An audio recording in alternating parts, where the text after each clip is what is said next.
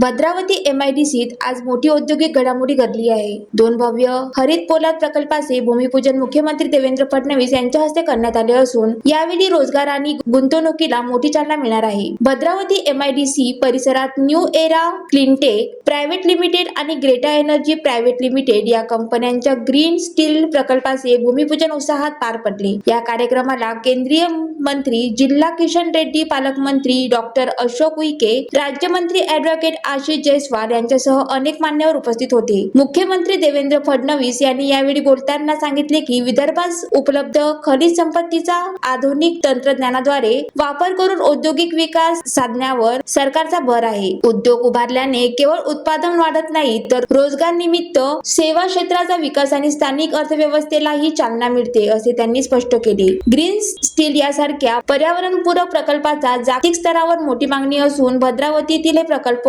औद्योगिकदृष्ट्या महत्त्वाचे ठरणार आहेत. या माध्यमातून हजारो कोटीची गुंतवणूक आणि स्थानिक तरुणांसाठी रोजगाराच्या नव्या संधी निर्माण होणार आहेत. या प्रकल्पामुळे भद्रावती आणि चंद्रपूर जिल्ह्यात औद्योगिक विकासाला नवी गती मिळणार असल्याची अपेक्षा व्यक्त करण्यात येत आहे. ज्वालादीप न्यूज साठी सुनील देदावार, भद्रावती.